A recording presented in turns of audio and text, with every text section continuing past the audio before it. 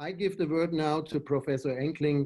Again, welcome, and we are very happy that you accepted doing this program with us, and I'm really excited on this topic, as I mentioned, that we deal quite some years with. Yeah, good evening. My name is Norbert Enkling, and dear Thomas, dear Wojtek, thank you very much for the warm words, for the introduction. And dear colleagues, good evening. It's a pleasure for me to share the next hour with you about this, I think, a quite interesting topic, the implant-abutment connection. And there will be a focus on platform switching, as I did most of my clinical studies about the implant-abutment connection and platform switching.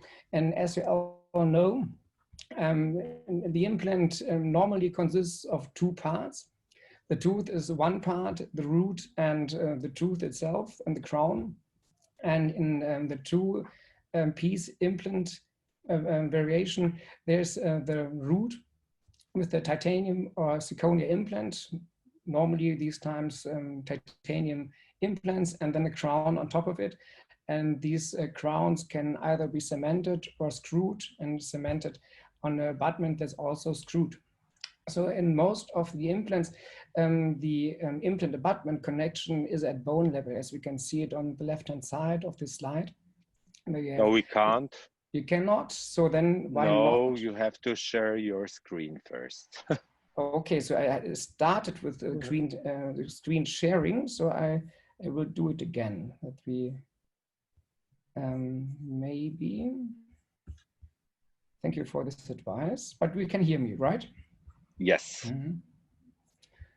Okay, that's, but I cannot see you too, but I can hear you. I just closed my presentation and I started again, but I think you, I'm not the administrator of this session. No, that's not the real. I go to Zoom again.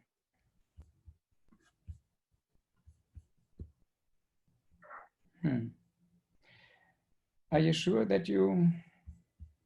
Yes, I try it again. I think that's the real. So now it should be there, it's right? Coming. Yes, it's coming. Okay, now. So I think I have to go back, and then we I give you so my introduction with the beginning, with the first slide where I started my presentation with. So you can all see it now. Yes. It's a quite green colored slide. Okay, so as Thomas already said, maybe I can also add some information. So I have three places where I work. So on the left-hand side and on the slide, you can see it's the Enkling. This is my private office. So I'm also a clinician. Like most of you, I think, I work every day at the patient, and I'm not only interested in science, but I'm interested in clinical science, what can help to make the treatment better and to improve the treatment. And until 2014, I was a 100% faculty at the University of Bern, and I'm still the professor at the University of Bern in the reconstructive department. And I'm also a part-time professor at the University of Bonn in Germany. So my daily life, official professional daily life is mixed, and I'm still doing science, but also combine it most of my day with clinical work. And so I would like to share what I've, one of my topics, the main topics in scientific work is the implant abutment connection. So I now go to the second slide where we see the implant combined or compared to the tooth, and we see the two parts of the implant and the crown compared with the one part in the tooth. And this connecting point, this is the implant abutment connection, this has some influence on the aesthetics, but also on the biological health, the biological health is also influencing the aesthetics. And this will be the topic of the next hour I would like to share with you. So we will talk about implant abutment connection as with the geometrics, but we also will have a hint to the bacteria, so what is living inside the implant cavity. And also I would like to share some slides with you about different kind of abutment materials, not only zirconia and titanium, but also with PEEK materials. So this will be the topics of the next hour. If we just go now into one clinical case, we can see the importance of the emergence profile. On the left-hand side, we see the implant without the crown, with a nicely formed emergence profile. And it's an implant of the SRC company and SRC ACE. And if you look now on the right-hand side, we see the crown on top of it. And it's a really nice combination of the white and the pink aesthetic. And so the bone level adhesion, which means the adhesion of the bone surrounding the implant after the crown is installed and after several years, this is important for the stability of the soft tissue. If we look at the drawing on the upper part of our slide, we can see this bony peak, and this bony peak holds and stabilizes the inter-implant mucosa, which is looking similar to a papilla. And in between two implants, there's not called this soft tissue papilla, but we can talk in clinical situations about papillas in between implants. And if you have this bony peak, this gives us the opportunity to have a really nice pink aesthetic. So on top of this bony peak, we can expect about 3.3 millimeters or 3.4 millimeters of soft tissue according to the data of Tarnow. So we need the stabilization of the surrounding bone. And if we go now into some radiographs on the right-hand side, we see a Starman, a tissue level implant. And after several years of clinical use, this particular implant started to be inflamed and started with enhanced bone loss. And this bone loss is called perimplantitis. So in the beginning, the bone was stable, and after some time, there was an infection, and this influenced the bone, so that there was a bone resorption around the implant. And if this continues, we will lose this implant due to the perimplantitis. On the other hand, beside the perimplantitis, we always have bone remodeling around implants. As Thomas already said, until the first thread in some designs of implants, there's always a resorption of the surrounding bone. And if we look now on this drawing again on the upper right-hand side, we can see this shaped bone resorption around the implant. And with this size of this bone resorption, this has also an influence of the stability of the soft tissue, not only about the health of the implant, but also on the stability of the soft tissue. So this bony peaks here are, helps us to have a nice aesthetic. So we have bone resorption, and the main bone resorption take place within the first year after crown installation. And this means that also in the beginning of the 90th of the last century, Albrechtsen and co-workers, they proposed the implant success criterion. So we have to define implant success different to implant existence in the mouth. And the implant success is based by the stability and defined by the stability of the bone, but it is acceptable that we have a bone loss of about 1.5 millimeters within the first year, and also a very limited bone loss in the following years. So that means if you have an implant that is already 10 years inside the mouth, we have about 2 millimeters of bone loss, and we accept that. So it's not an illness of the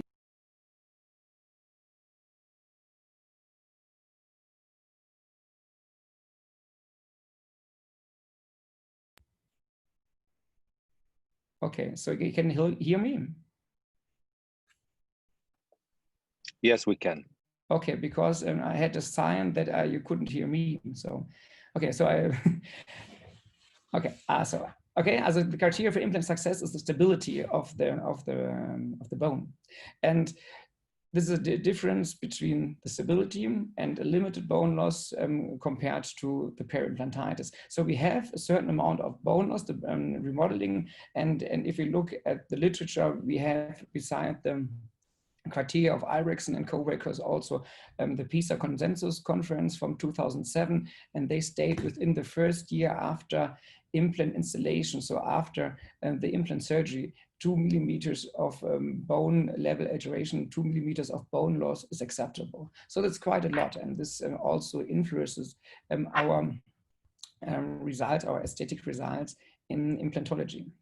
And what is the reason for the bone level alteration about the implants? And there are several thinkings about that, but one really very important thing is that between the implant and the abutment, so in this interface, there's a gap, and in this gap, bacteria can survive. And this study from 1995, it's from Erickson, it's a study in dogs.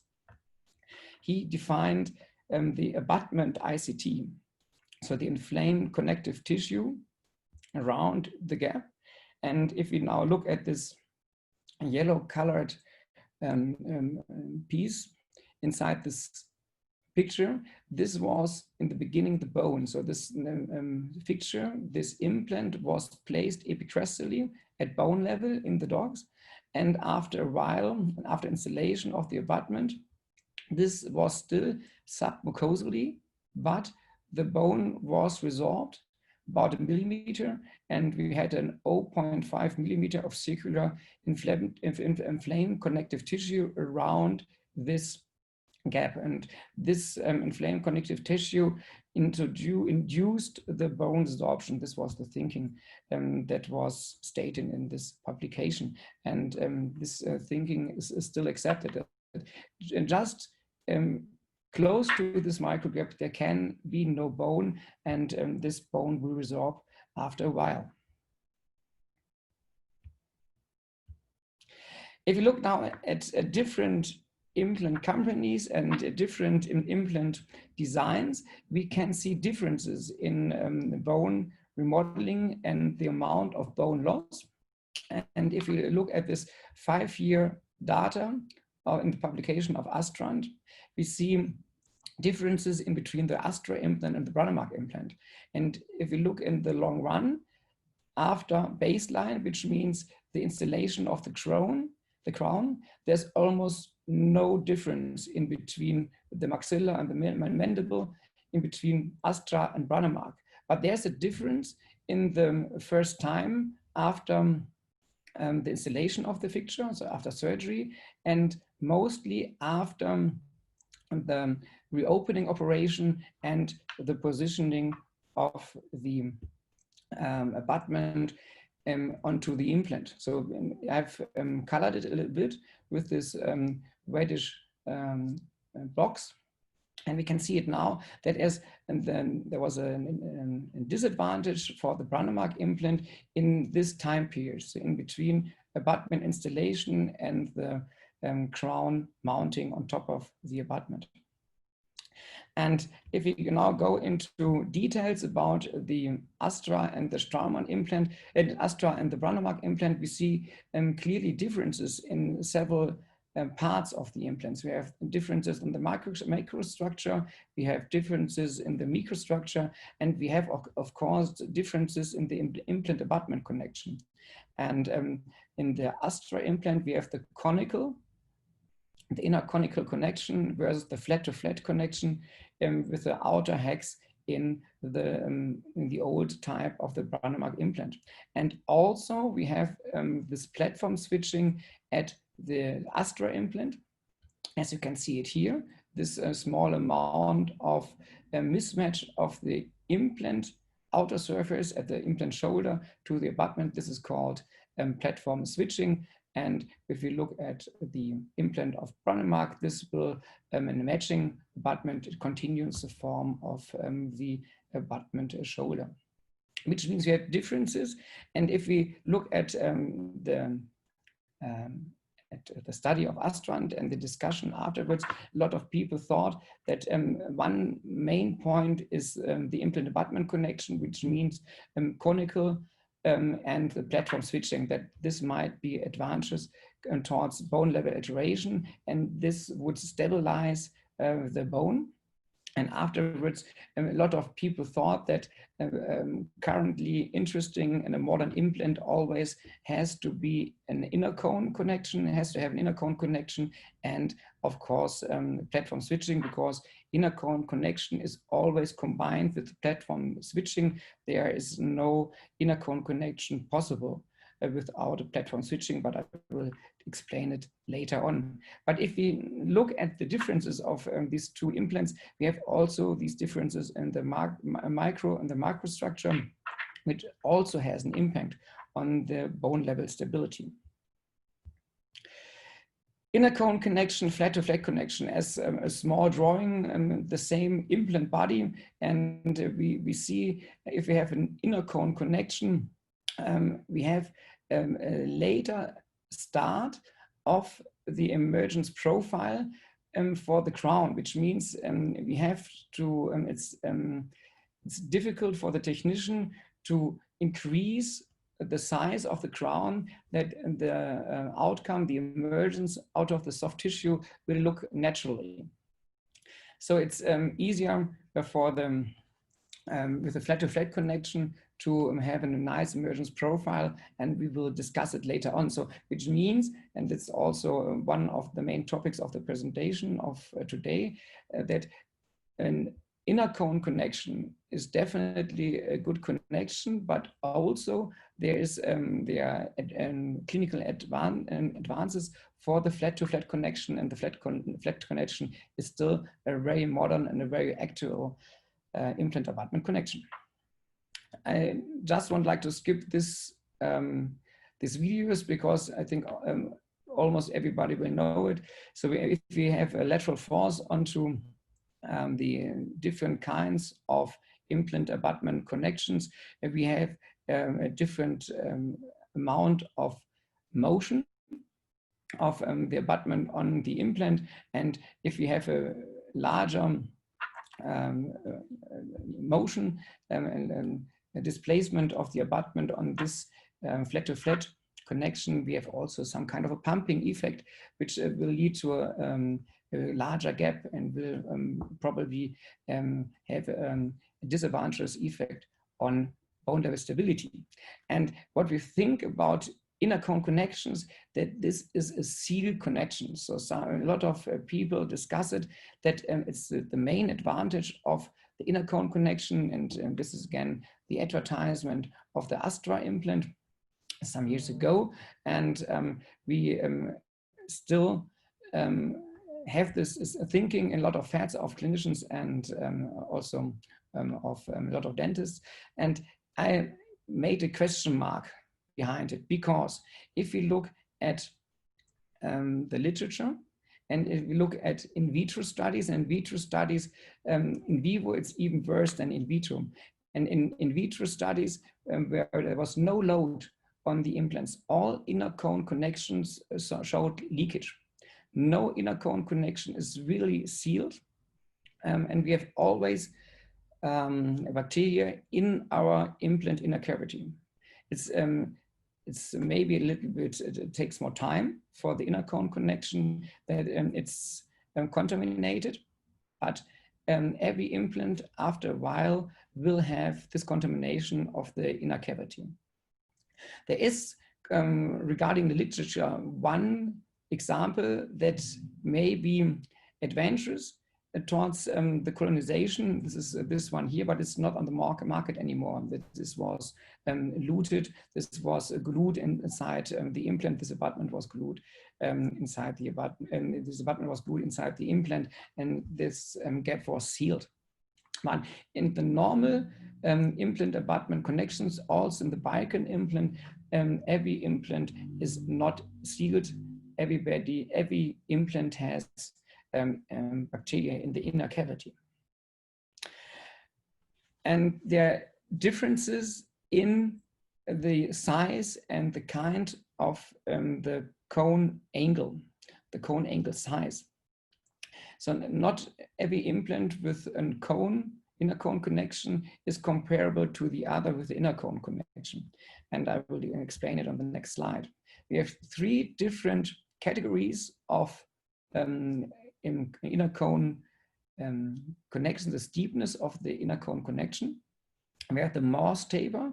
It's called after Stephen Morse. It's a conus angle about 1 to 2 degree.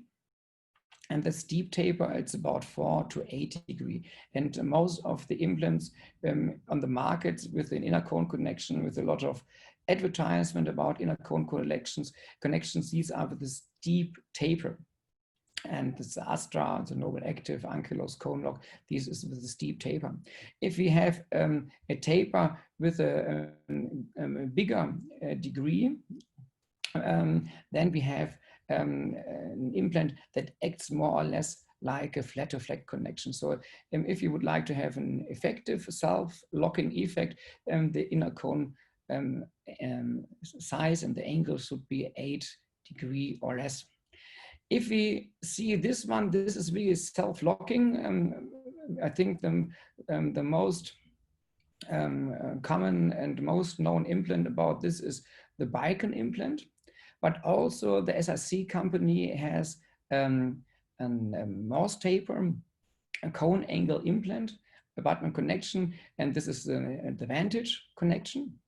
And the advantage of this inner cone connections with a very, very steep conus angle, this has a really good self-locking effect, and this acts mostly like a one-piece implant. So with these kind of implant abutment connection, no occlusal screw is necessary.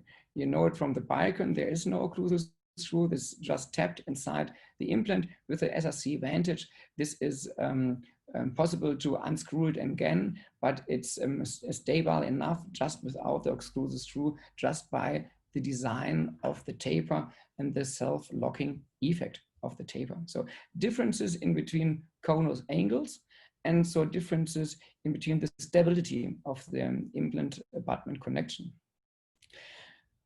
Again, this is more like a mechanical conclusion: steep conus angle, self-locking, free of play, and a flat conus angle larger than 15. It has a it's more or less like a flat-to-flat connection, and facilitates tilting. On this diagram, so we have, if you would like to understand this diagram, maybe we need some explanations. And on the right-hand side, you see a small drawing with a video animation where we can see that there is the crown goes a little bit deeper into the implant by screwing the occlusal screw. And this is something that is that happens always by an inner cone connection. We have this fit of the coney parts, the inner coney parts together, and we have this seal fit by pressing the abutment into the implant.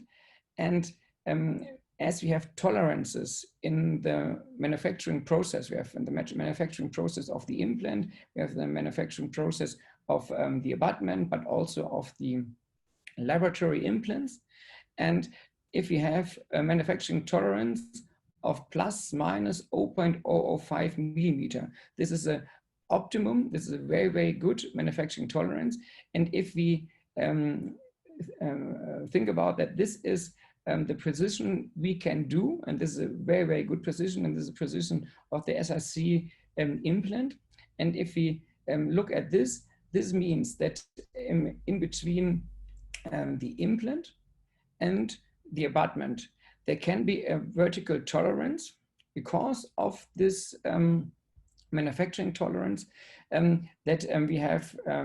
We really cannot exactly know how deep the crown or the abutment will go inside the implant.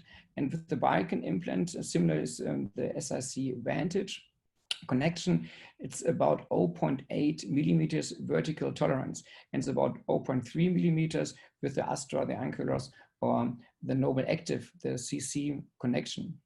And the 0.3 millimeters are taken from these implants, which means that we have about 0.3, 0.4 millimeters of vertical tolerance, where the dental technician and the industry has to provide us the space and the space within the abutment, that this abutment can or could go deeper inside the implant. So this is what we can see on the right-hand side in this drawing, where I have pointed with my mouse. And this 0.4 millimeters means that this abutment can go a little bit deeper because of the manufacturing tolerance inside the implant or not. So it's both possible, and that means that we have not a secure vertical stop, predictable vertical stop in the implant abutment connection, which means that they have 0.4 millimeters occlusally of possible different positions, independing what abutment and what implant is used. So this means that with the platform switching, this is always necessary with the inner cone connection, because this running of the abutment inside the implant is only possible if there's no vertical stop on the implant shoulder. So inner cone connections have always platform switching as a part of its design. And the disadvantage of the inner cone connection, always combined with platform switching, I have already explained it, and we can see it here again. We have a single crown and we screw it inside the implant, and this 0.4 millimeters, this can be, this happens. This happens on top of the crown, which means that we can have a super occlusion or an infra-occlusion of this crown because just of the tolerance of the inner cone connection. And this is a French study, daily, of the taken from the journal JOMI. And they said just with screwing, with the occlusal screw, the abutment inside the implant, every 5 Newton centimeters in torque, there will be an insertion of the abutment inside the implant of about 10 micrometers. And there's a difference in between the clinical implant in the mouth of the patient and the lab implant, the lab analogon. So there's is even worse, the position is even worse with the lab analogon.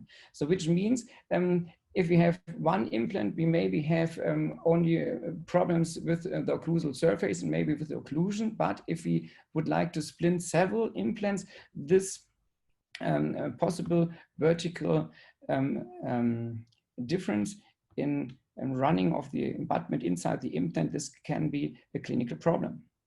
And as I already stated, this is an example from the technical brochure, the brochure for the dental technician from Noble Biocare. They stated in this brochure, there's this reddish colored part of the abutment. This has to be unchained, and this is unchanged, and this has to be there. And this is the part of the 0.4 millimeters where within the design of the customized implant abutment, this vertical freedom has to be designed and preserved. So because of the absence of the predictable vertical stop in our connections, we have this later start of the inversions profile. It's about 0.4, but in some implant cases, it can be more, about 2 millimeters. And I will share with you clinical cases later on where we can see this is a problem for the aesthetics. So the disadvantage of the inner cone connection is that if you would like to have a sealed implant abutment connection with this locking effect of the cone angle, this means that to realize this locking fit, that this abutment has to go as deep as it could inside the implant. And this causes this 0.4 to 2 millimeters of vertical differences in placement. If you would like to have an impression that and a cast of the patient in the dental laboratory that's very similar to the clinical situation, then we should do the impression on abutment level. And if we would like to have a locator abutment, for example, on an inner cone connection, then we should screw the inner cone connection locator abutment into the implant and do the impression on top of it. And there is already this abutment in the final position, and this 0.4 to 2 millimeters of vertical discrepancy cannot happen anymore because it has already happened. No removal after impression taking. But this also needs an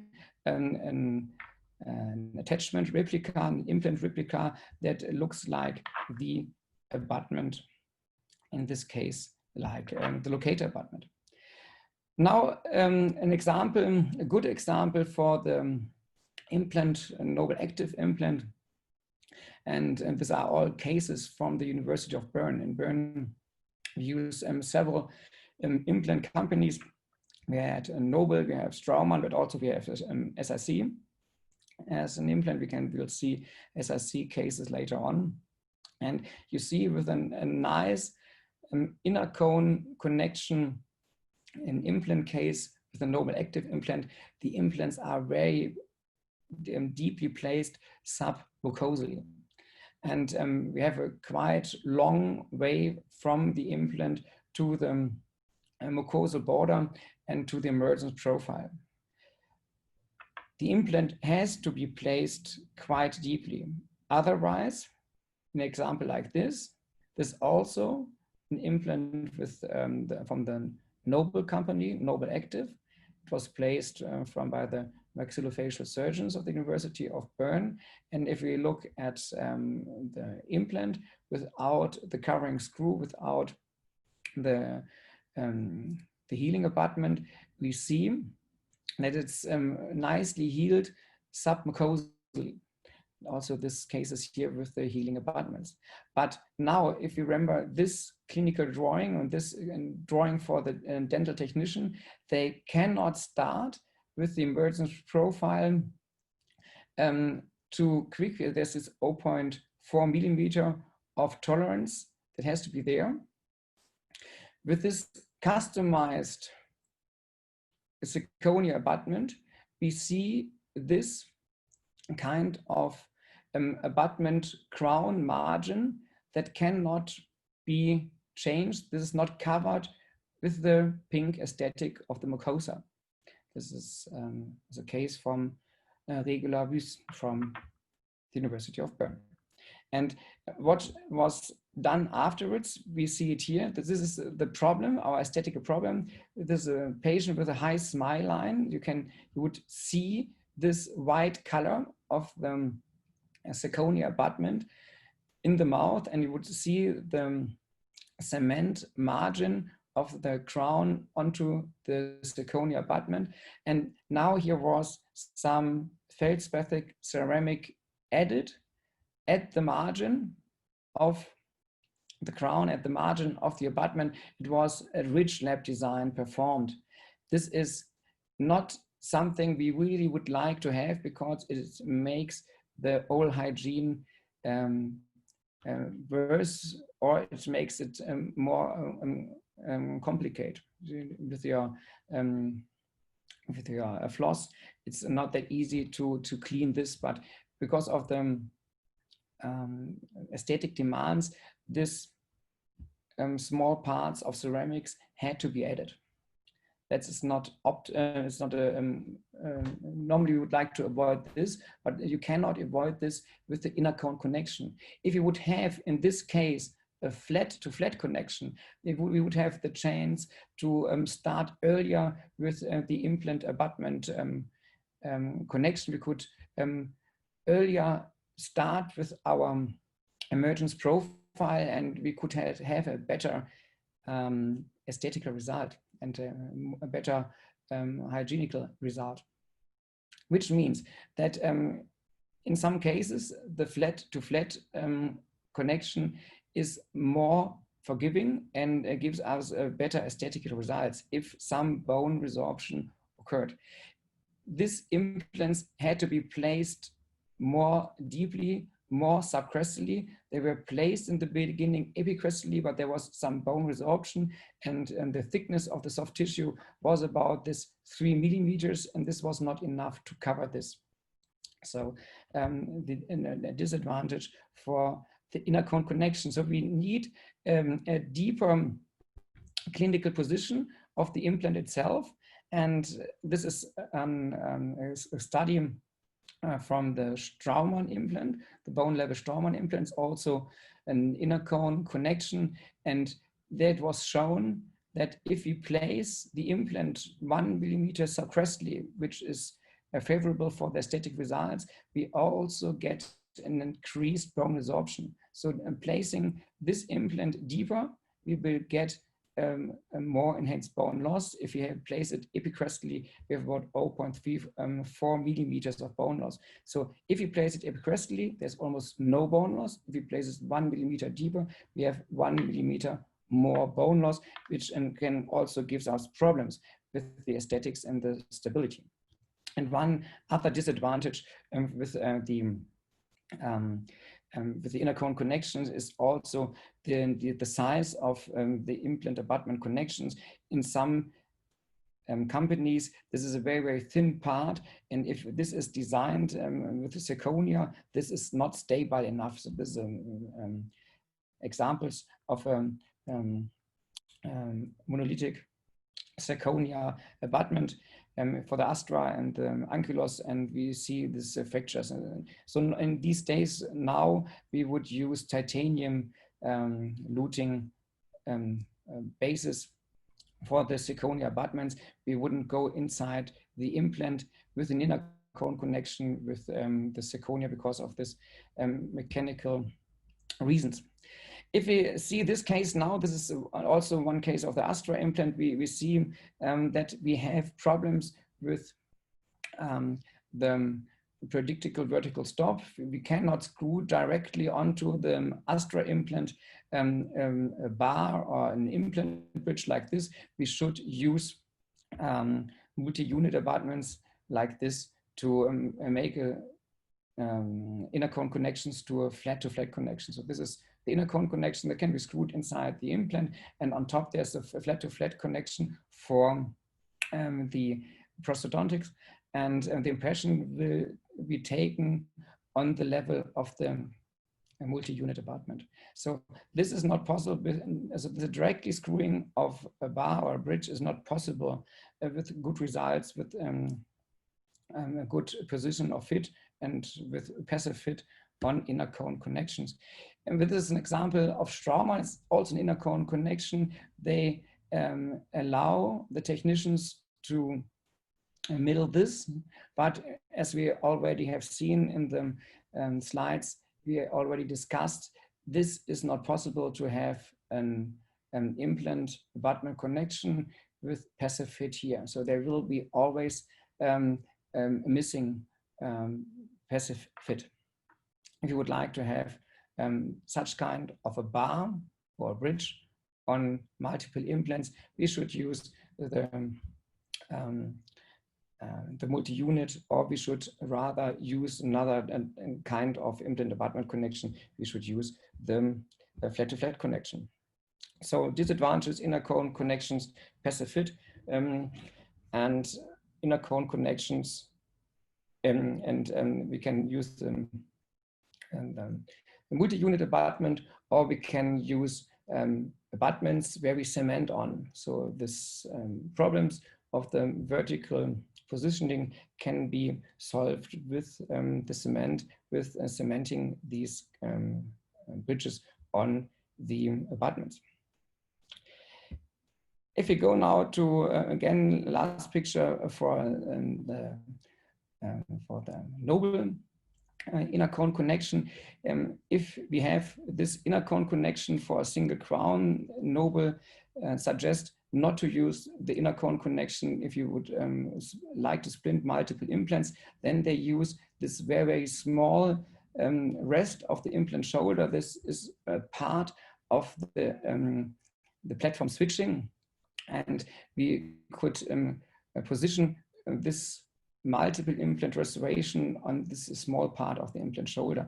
But if we compare this to the normal flat-to-flat connections, this is really a very limited size and a very limited support of the prosthetic structure. So if I had the choice to have a larger support, I would like to use this. But if we can see in these drawings that the Noble company also know these problems of the inner cone connections, and they switch off the platform switching in order to have the right vertical positioning on the rest of the implant shoulder.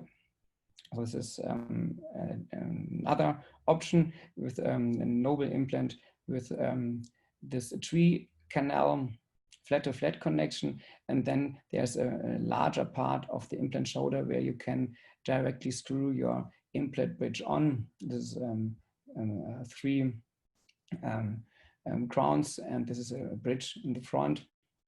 And so we have advantages with the flat-to-flat connection.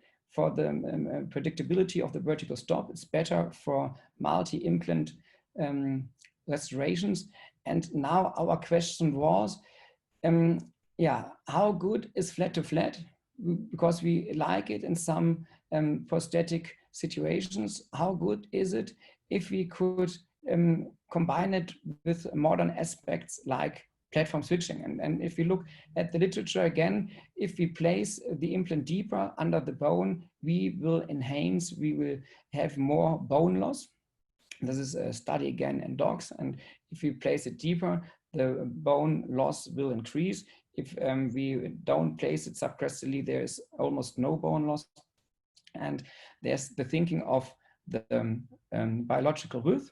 And the biological width should be installed and should be established around this implant abutment connection, around this abutment ICT. And that would be nice if we could have this nicely results of limited bone resorption, if we could have a more distant location of the bone to the abutment. And this is the platform switching. This is the thinking of platform switching. This is the normal matching flat-to-flat connection, and this would be the platform switching flat-to-flat connection. And our thinking was that it should be advantageous to have flat-to-flat with platform switching. And our thinking in this study was, when this is now one of the first study with the SRC implant system, I would like to share with you. Our thinking was we should have less bone loss with this kind of implant abutment connection compared to this. So this is just a study implant. This is not an implant that exists on the market. It was produced from the SRC implant company just for the study. So thank you again to SRC that it was possible to get the chance to do the study. It's about 10 years ago now, and I would like to share the results with you. So our thinking was, there must be an advantage it should be better to use platform switching. And what was our thinking in the beginning? If we go to open and closed healing, we see differences in between flat to flat and inner cone and platform switched implants in the time pattern and the chronology of bone loss. This is an old picture, but I think almost everybody of you knows this. You have an implant that's healed submucosally, and then it's almost no bone loss in this healing phase. The other option is that there's an open healing of this implant, and there will be the establishment of the biological width directly after the surgery. If we reopen this a closed healed implant, then the biological width will establish afterwards, and we will have the same amount of bone loss if we have at closed healed or open healed. So the bone loss we get after a year, it's the same either with open or closed healing. But we have a difference in the time pattern of this bone loss. With the inner cone connection, platform switching, it was shown there's very, very limited amount of bone loss. And if you have an open healing, closed healing, there's no difference in bone loss because it's very, very limited, the bone loss. And there's no difference in the time pattern. Open and closed healing in the time pattern of bone loss, it was the same. And we did now the study about open and closed healing with the SIC platform switched implant. And here was platform switching, yes, open and closed healing. That was our first implant study with the SIC, Journal of Clinical Perio, the publication in 2011 with the 2 years data. And we had the crown insertion here, open healing and submerged healing. So that was an unloaded healing in both implants. It was a split mouth design, both implants in the same mouth. And we saw that it was completely the same time pattern. Very, very reduced bone loss. Reduced bone loss, very similar to the implants with inner cone connections and platform switching. And now no difference in between the two healing options, open and submerged healing. So very, very similar results like implants with inner cone connection. So very good results for flat-to-flat connection comparable to results of implants with the inner cone connection. And then with these nice results, we would like to see what is the effect of platform switching. This was the second study I already gave a hint on 2 slides before. So this is again from the publication of the Journal of Clinical Perio, 2 years data. There's open healing, closed healing, and there's hardly any bone loss over these 2 years of healing. But there's still a lack for data and randomized clinical trials. We have some reviews about platform switching, and a lot of reviews say that there can be some possible effect of platform switching, but the number of good studies is limited. So we have a lot of bias in the studies. And the studies we did, they are normally said that they have less bias than the others. So I will show you these 2 studies later on. But in the beginning, before we started with the study, we thought about what is the effect of platform switching. We saw with an open and closed healing procedure, very limited bone loss for both option, open and closed healing. So very, very good results for platform switching, similar to the implants and with the inner cone connections. In our studies was the flat connection. And then the question was, we have a certain amount of mismatch that the implant abutment is smaller than the implant body itself.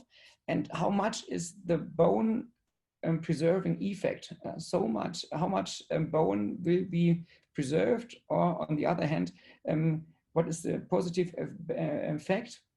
What bone resorption will be will not take place.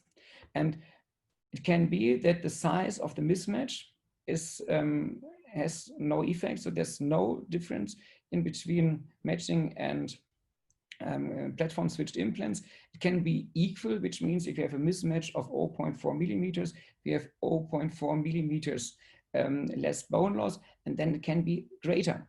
And greater can be doubled or tripled if you have a mismatch of 0.4 millimeters. That might be 0.8 millimeters of less bone loss or 1.2 millimeters of less bone loss. And if you look at the literature, it's also published in a paper from us, and the impact factor, this means what is the bone preserving effect. So we have a mismatch of 0.25 millimeters, and the difference in bone loss is almost doubled. But we have also two studies. There's the bone loss, the reduced bone loss, 4 times the size of the platform switching. So 0.45 millimeters of mismatch leads to 1.7 millimeters of less bone loss. But as I already stated, we have bias in these studies, and these two studies with 4 times of bone resorption preventing effect, I would like to go deeper in with the next 4 slides. And how much bone loss can be expected in this implant. This is from Bella Narbot, and it's after 6 months. And if we look at this implant and the abutment and the design of the implant, we see this is the structured implant surface with a medium rough surface, but this is a machined one. And if we look at the former studies and the thinking until the first thread, there will be bone resorption. We will think in these designs of an implant, the bone was already there, and after a while should be more or less there. And this is platform switching here, and this is platform matching there.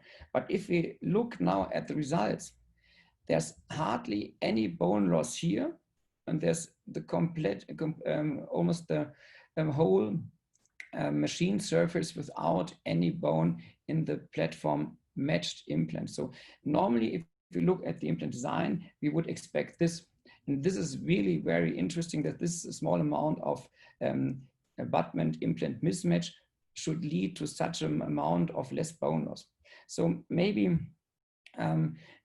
this is some bias inside this in the study. And if we look at the currently used normal implants, our structured and medium rough surface is until up to the implant shoulder. So this is not a currently used design of an implant surface. So the implant of color structure, this is definitely a bias in the study. And another study that also showed a 4-time bone resorption preventing effect. This is from Hürzler. And I must admit that Professor Hürzler also states this time actually that there's almost no effect of platform switching. So he has similar thinking towards the effect of platform switching as we have now. But in these times, it's a few years ago, he thought that platform switching could be a very good option to preserve bone. But if we look now at this example of an implant with platform matched implant abutment connection with this outer hex, this is placed subcrestally and not epicrestally. So in this study, there's some bias, of course, towards the impact of the implant insertion depth. Here, if you place an outer hex implant, flat-to-flat connection deeply, we will lose this bone.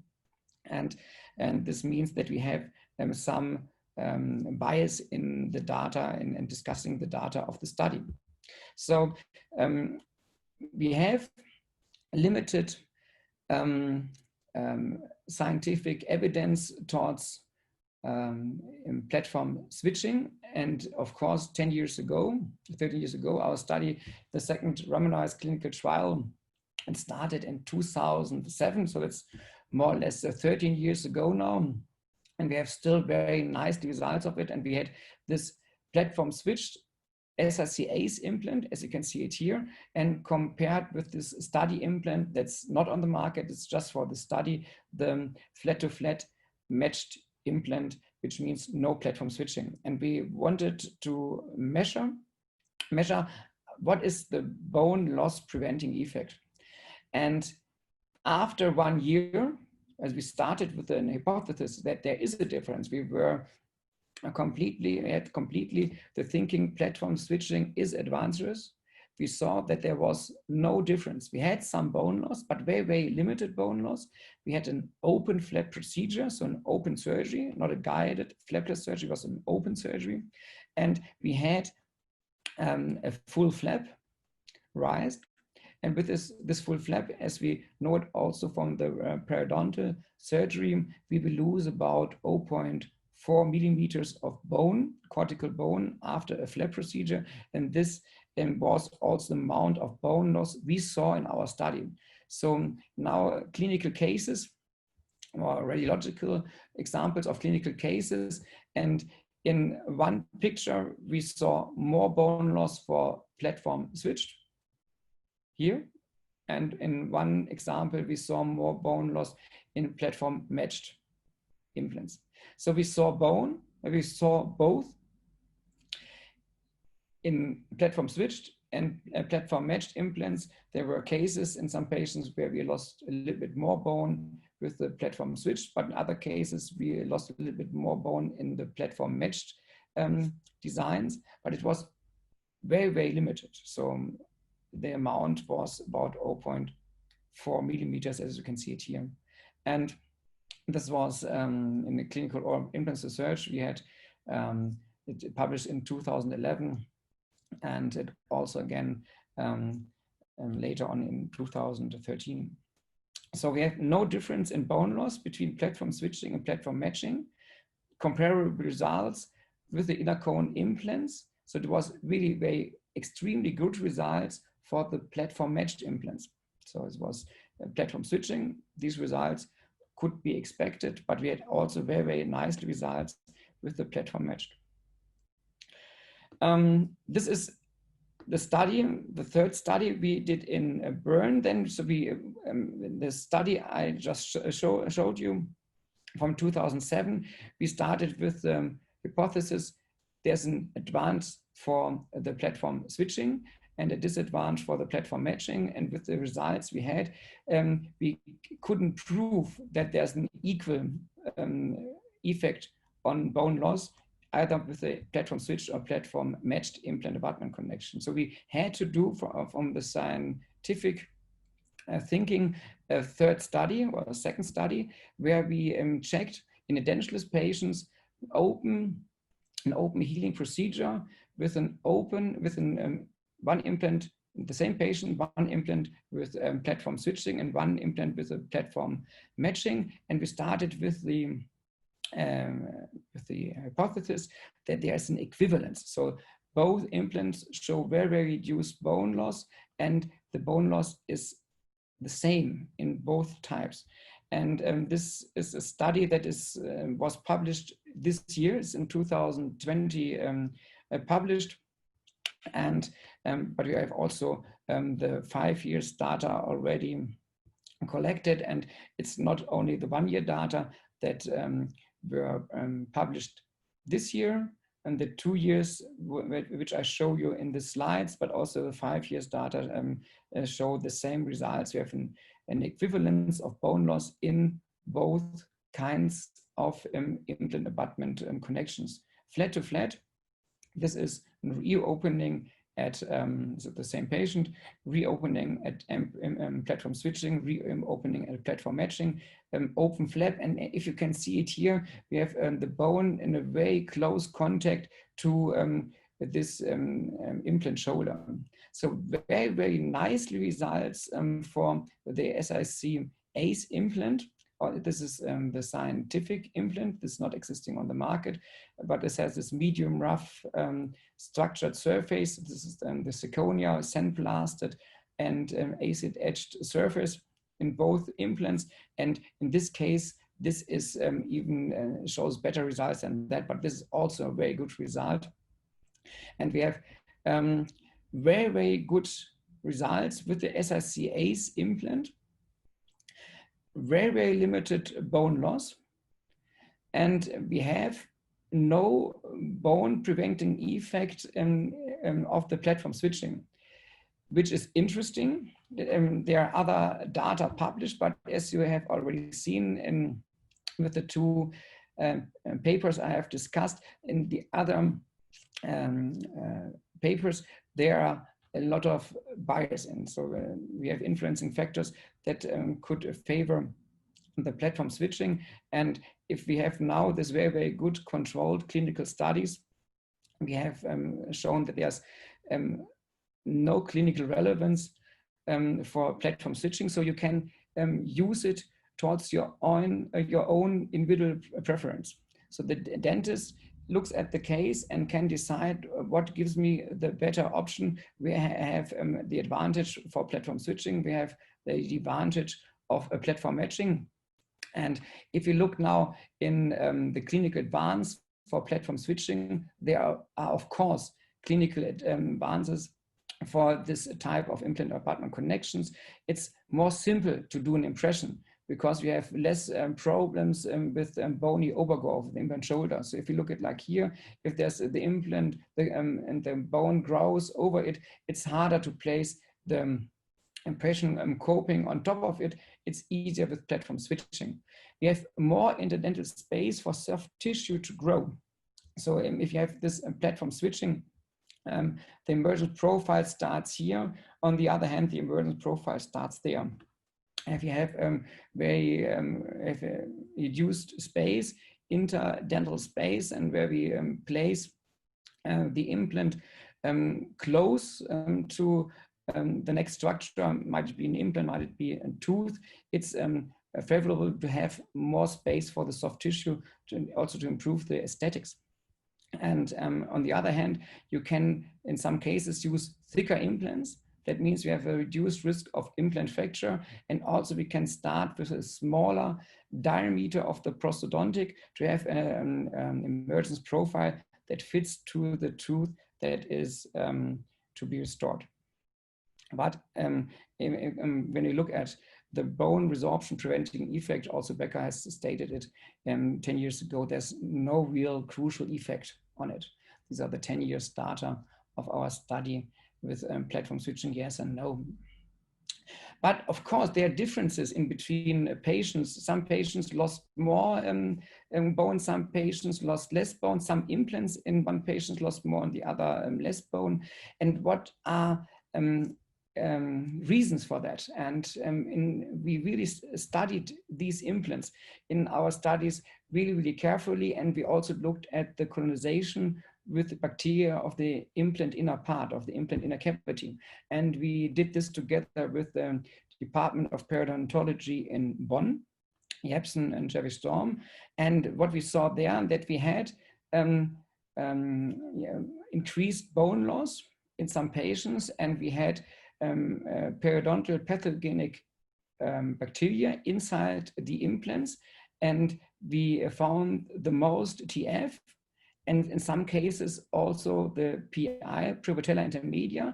But when we looked at the effect, what bacteria had the most effect on bone loss, this was the Prevotella intermedia. And this is also in accordance with studies from Mombelli from Geneva, University of Geneva. He also stated that the Prevotella intermedia is more prone to introduce bone loss around the implants. So it's interesting not only that there's an colonization of the implant inner cavity with bacteria, but it's also interesting what bacteria is inside. So the Prevotella intermedia, this should be avoided to have this bacteria inside, because this leads to increased bone loss.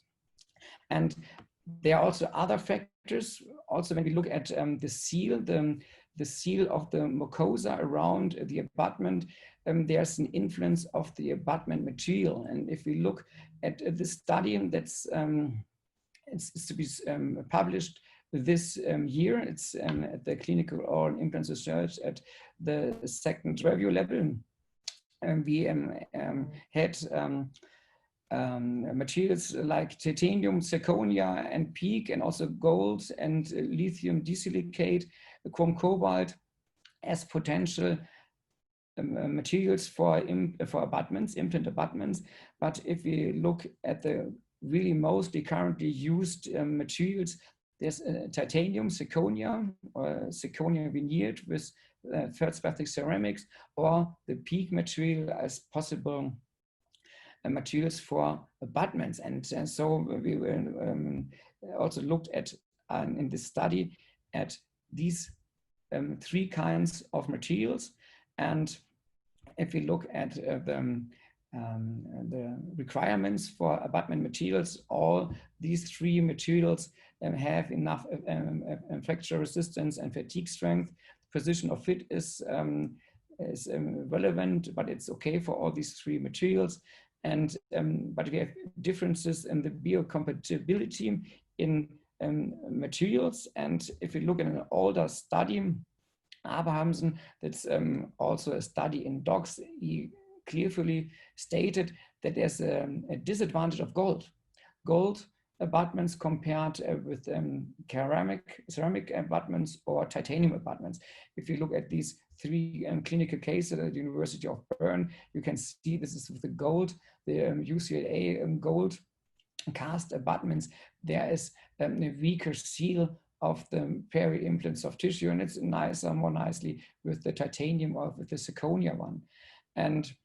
But these are all data, and this is also a reason why we don't use gold anymore in implant abutments. I think some dentists still use it, but it's a very reduced number of dentists that still use it. So we normally use titanium or zirconia. And if you look at the data, titanium and zirconia are both strength enough to bear the load. And also in the side tooth region, of course, titanium is stronger than zirconia. But if you look at the biocompatibility and adhesion of bacteria, there's an advantage of zirconia. And I would like to make it short. We really see advantages in zirconia abutments and also in full crowns directly screwed onto implants with zirconia. And we could also demonstrate it in our study, in our clinical study. These are clinical cases also from Bern. This is from Antogür, is a CAD/CAM milled and with veneering feldspathic ceramics. On top of it, directly screwed implant crown onto the implant position 4-6. And this is in the mouth for more than 10 years and is a great function and really nicely results with the peri-implant soft tissue around it. And this is the other option. We have this titanium luting basis where we have this small titanium border, and then the zirconia with feldspathic ceramics on top of it. Or this can also be done monolithic with zirconium or with lithium disilicate ceramic. And this is the difference is the connection inside the implant is in this case with zirconia and in this case with titanium. If we unscrew these crowns, we see some wear of the titanium on the zirconia. There's always a little bit grayish or a little bit black on top of it because there's some wear on with this hard material on the titanium inner surface, which leads to the situation that we normally use, I do it myself as well, these titanium luting bases for full ceramic crowns.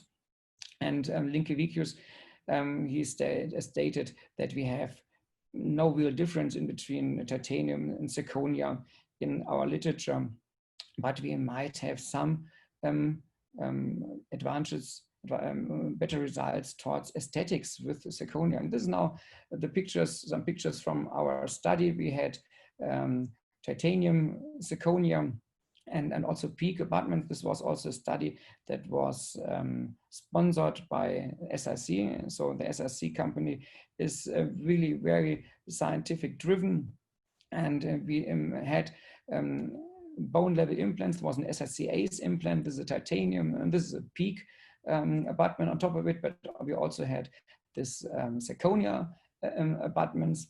This is just a healing abutment for scientific use, and you can see this nicely soft tissue ingrowth inside this abutment. We could unscrew it and afterwards do histology and also biological testings, and the results was very, very promising for zirconia and also for zirconia veneered ceramic, which means there is no disadvantage to have the veneered, the feldspathic ceramics underneath the mucosa. It's not necessary to have plain zirconia submucosally. We can also have this veneered ceramics on top of the zirconia submucosally, which has also advantages towards the follow-up. If you look at cases when we, after a few years, we will have some recession of the soft tissue. If you have an implant that is just veneered supramucosally, then the white zirconia or the other colored zirconia will be displayed, and it can be aesthetical disadvantage. But if you can place the feldspathic ceramic submucosally, we can also have nicely results in the long run, because we can stand some recession and it still looks perfect. But also very interesting results towards the peak material, the plastic material. We had very, very nicely soft tissue results, but the best one was for zirconia, and from the JCP studies, they stated it's very helpfully to have the collagen fibers and the fibroblasts around the implant abutment to have a tight seal, and this tight seal, the fibroblast-rich barrier tissue that was found in this study for the titanium was also found in our study by titanium, but it was better for zirconia and also with zirconia veneered with feldspathic ceramics, which means with glass ceramics. So in conclusion of our abutment study, all currently used abutment materials, either zirconia veneered with feldspathic ceramics, titanium, or PEEK, are materials that can be used, but the best results are for zirconia. And if you look at the fibroblasts and the collagen fibers, we had the best results with even with zirconia veneered with feldspathic ceramics. Yeah, and again, example, now an example with a noble multi-unit bridge screwed directly onto the implants. We see this nicely result of the inversions profile, and here they have this zirconia veneered, and even if we have some recession of the soft tissue here, we will still have a perfect result with a white aesthetic in the upper jaw. So as a conclusion, implant connection, our standard implants these days are two-part or two-piece implants. The implant mostly placed bone levelly, and then on top the abutment or the abutment crown. And the two-part implants show very, very favorable and good aesthetic results. We have a microwrap in between, and we have a microwrap even in the so-called sealed inner cone connections. And so both options, flat to flat and inner cone, are existing on the market, and both have advantages and disadvantages. If you look in general on inner cone connections, there's an advantage towards less bone loss and less bacteria invasion, but bacteria are inside these implants as well. But if you have already stated in our presentations and seen in our presentations that we have with the flat-to-flat design advantage in the prosthodontic work with large prosthodontic solutions, flat-to-flat design, and like bridges and bars directly screwed onto the implants. And our own studies with the SRC implant, so these are mostly, we have evidence for the SRC implant, that we have a very, very limited crestal bone loss, also or even in flat-to-flat implant abutment connections.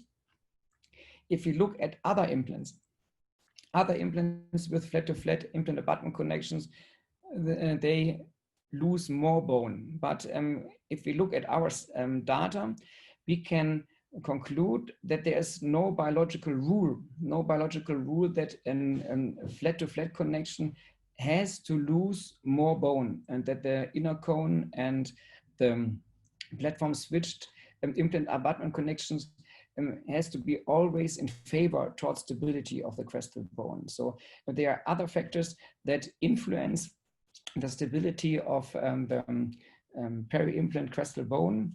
And with the SRC implant, and we studied the SRC ACE implant, we saw very limited crestal bone resorption comparable to the inner cone connection implants. So the individual bone loss in vivo in the patient is unfortunately not predictable. There are other relevant biological factors, as we have seen with the bacteria. Prevotella intermedia might be a risk factor for increased bone loss, but also biomechanical factors. And these are hard to measure. So studies with biomechanical factors, they are mostly with FE models done, and they are hardly to performed in clinical cases in patients. So selection of connection design is indication based. It's based on the situation, but also on the general thinking of the dentist. And with the last two slides, I would like to give you a hint. What is the reason to use the cone? Because I also use in inner cone connection implants like the SRC Vantage connection. So if you use the SRC Vantage inner cone connections, is very steep. The Morse tape and the Morse taper conical connection, and which means there is the greatest self-locking effect. So if you would like to use an inner cone connection and you like the stability and the self-locking effect, then you should really use the steepest taper you can get, and this is the Morse taper. We have advantages in single attachments, and we have an absence of rotational stability at great gingival height, which means if you have, for example, a locator and a locator abutment and a large soft tissue height of about 7 millimeters, that's always a problem if you have such a high locator on top of a two-part implant. It can come to a loosening of the screw, of the occlusal screw. And it's better if you have this self-locking effect of the inner cone connection. We have advantage in thin two-part implants. We have a thicker wall of these implants. So if you have smaller implants, narrow diameter implants, they have a steeper inner cone connection. And if we look at these implants with two parts, but combined with the Morse taper, they act almost like a one-part implant. So there's the two parts are fixed together such tight that it's more or less from the mechanical and also from the biological point of view, like a one-part implant. But this vertical misalignment of about 200 micrometers in the Morse taper, we have to accept this and know that this is the case, and we have problems with splinting multi-unit abutment and multi-unit implant cases directly screwed into inner conical implants. And problems sometimes with impression taking And so we should do the impressions at attachment level, at abutment level. If we, maybe in our example, it was this locator attachment, then we should do the impression on the locator level, or we can also use multi-unit abutments, and or we use cemented abutments, and we do the impression with on this level. Inner cone connection. And now for the flat to flat, it is advantages in splinted, directly screwed restorations like bars, bridges, so full bridges, cross arch bridges. We have no vertical misalignment because you have a predictable vertical stop. And very important, if we don't place the implant very deeply, we have the advantage that we can start directly with the emergence profile at the implant shoulder and with thin gingival biotypes, and in cases where we lost maybe some bone around the implants, but the bone and the implant is still submucosally, we can create an emergence profile that looks aesthetically acceptable. Otherwise, like the example we had with the Noble Active implant, we have problems even if the implant is still submucosally, because we have this problem with the inner cone connection.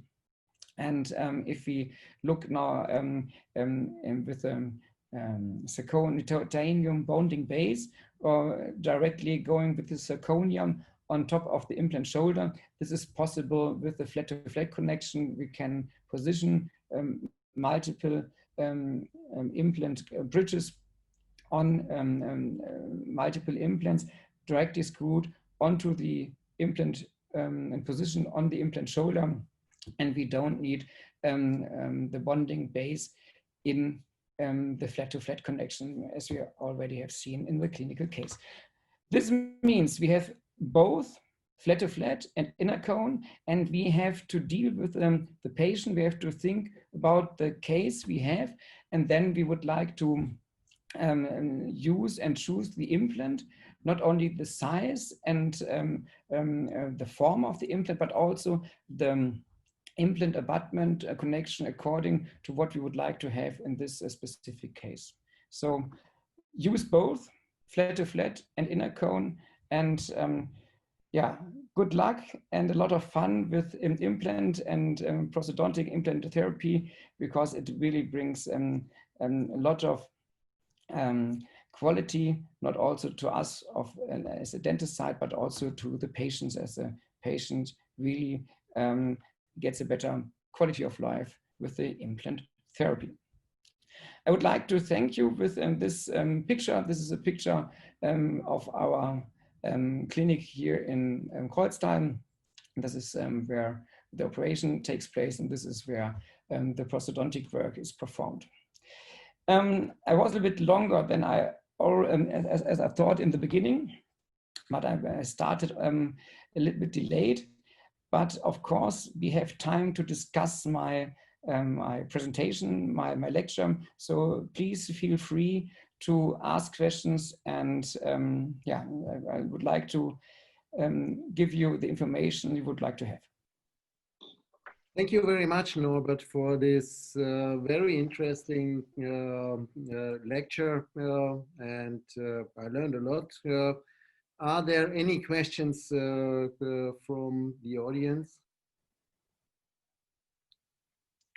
We can set everybody on unmute, that everybody can ask questions. If there aren't any questions so far, Norbert, I have actually two questions. One is about the internal cone connection. You have shown in the beginning of your presentation, you have shown data that even in cone connections, you see bacterial leakage. Is there any difference by the steepness of the cone, meaning do show steeper cone connections show less bacterial leakage, like compared to 4 to 8 degrees or even 15 degrees cone connections, like in Astra, cone lock, etc. So is there any data that steeper show less bacterial leakage? Yeah, thank you very much for this good question, because there's a lot of advertisement on the market towards this topic. And we have no real seal, unfortunately. So we hoped that there's a seal with the inner cone connection, but the bacteria are that small that they can come inside the implant. And not only the bacteria, but also the endotoxins of the bacteria can pass this gap in between the implant and the abutment. And there's only the time pattern is different. So if we look at clinical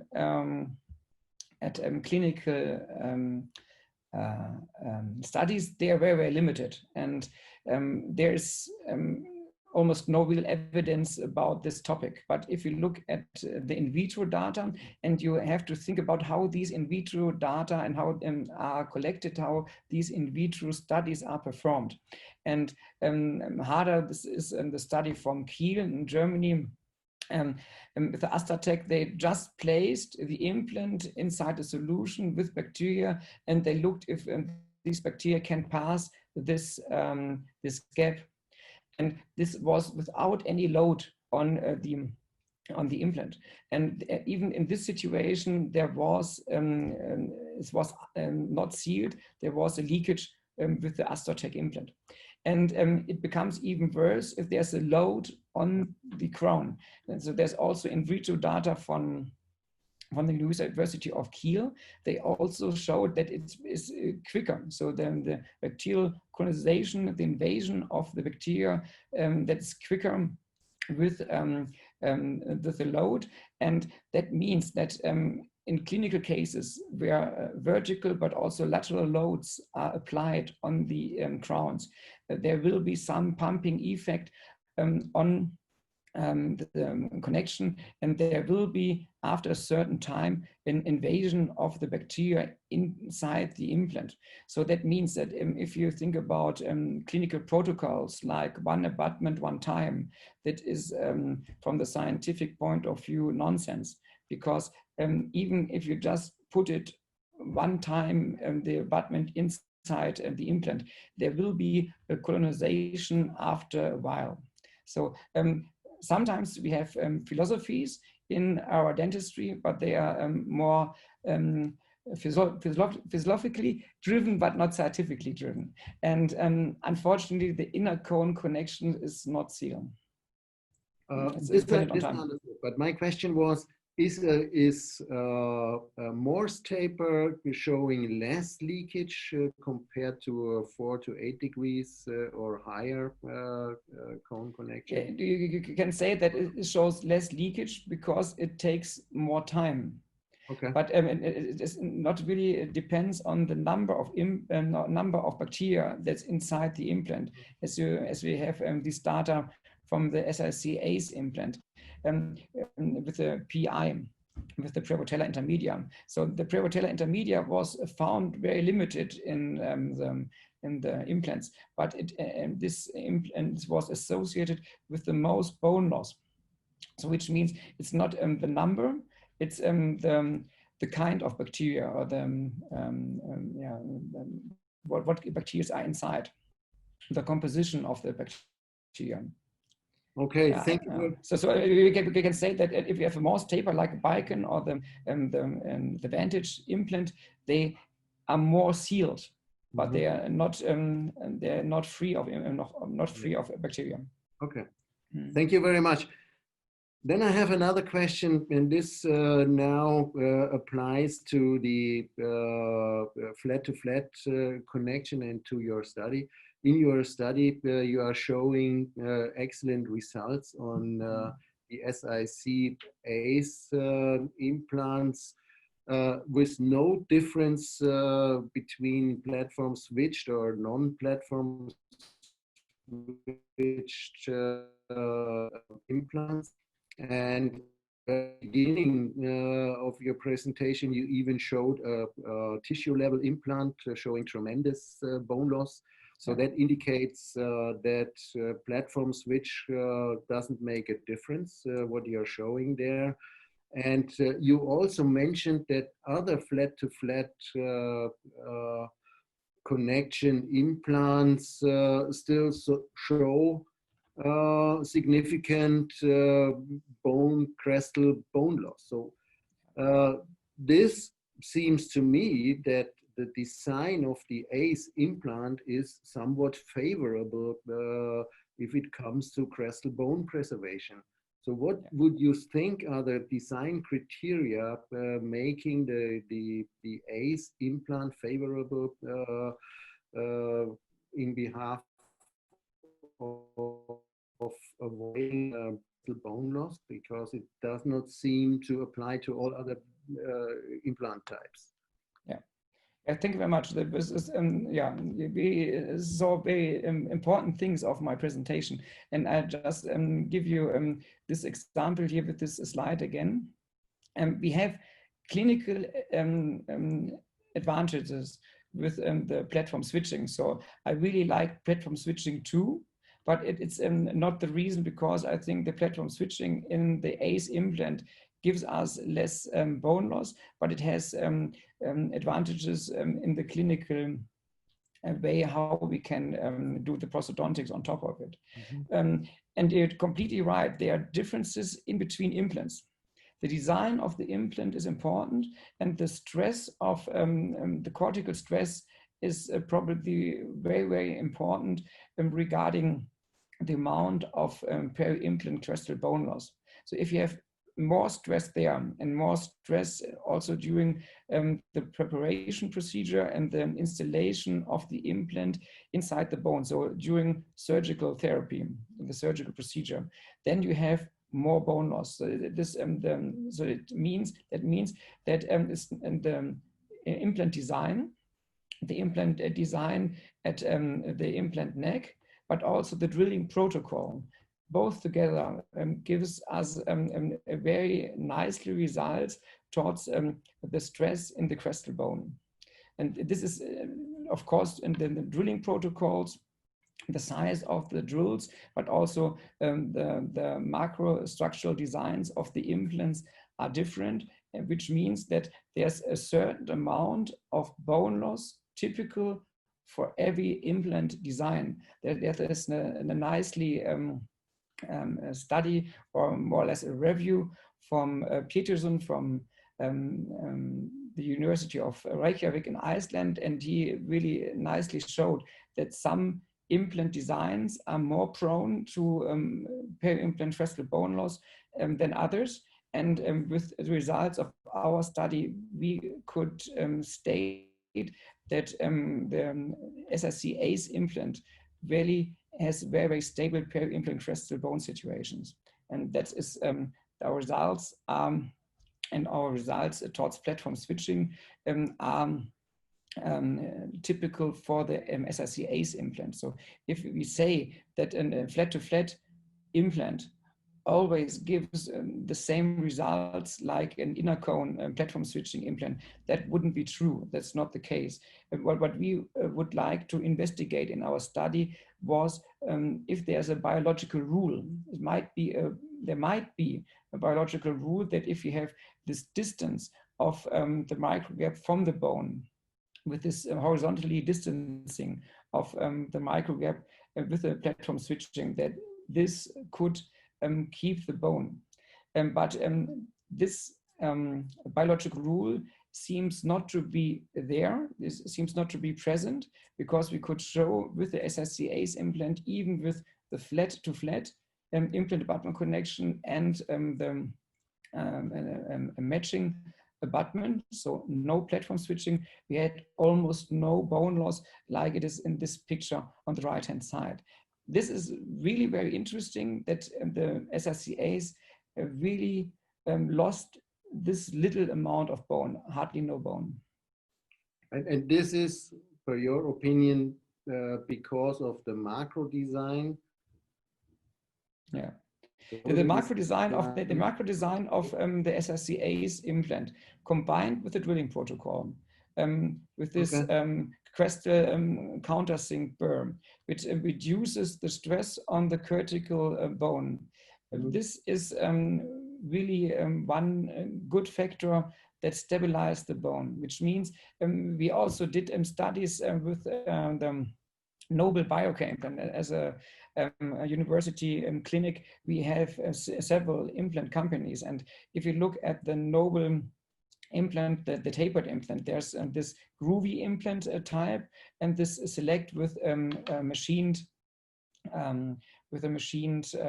surface at the implant neck. And we saw in our cases at the University of Bern that we had more bone loss with the groovy. And the groovy, the structured part of the implant, that was the general thinking that this is good for the bone and should keep the bone. So not always what is thought about a good design also shows clinical relevance, which means that this quite simple design of the ACE is an advantage, because the simple design really helps the bone to stabilize around it.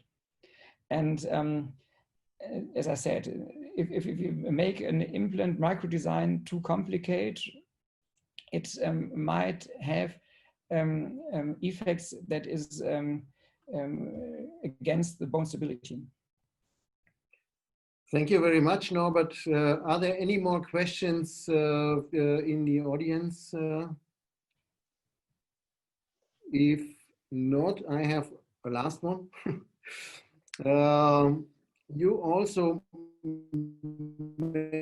mentioned the micro rough surface to the top of the implant platform. We are hearing, especially from periodontists, that they prefer to have a machine surface for, let's say, 1.5 millimeters in order to avoid that bacteria reside on this micro rough surface.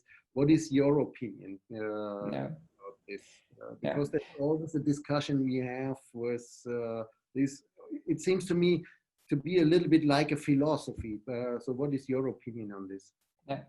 So if you just look at this slide, you might see it, and this is a cross-section through the SIC Max implant.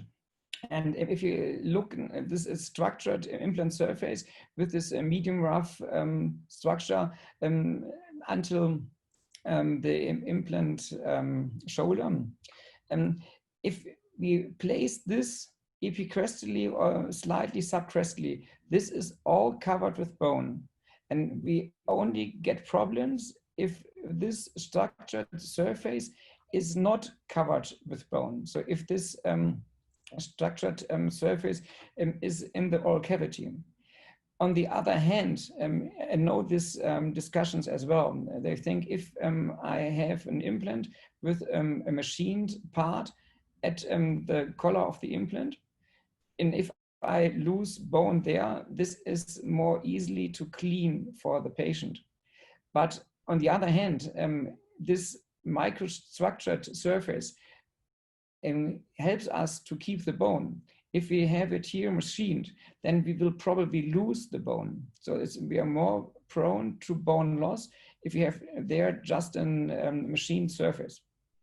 So it's better with this SIC implant, if we have the stability around the implant, if we can be quite sure that you have a high predictability that the bone stays at this level, that we have this structured surface here, and that is more easy to hold the bone. And on the other hand, you definitely know the discussions as well from other companies, from Straumann and also from Nobel. They just think that it could be advantageous in the abutments to have also this microstructured medium rough surfaces. And I'm not really pleased with that, because I just think, like the periodontist you mentioned, that this medium rough surfaces, if they're displayed in the oral cavity, it's much harder for the patients to clean. So I wouldn't structure the surface of the abutment as a lot of companies propose.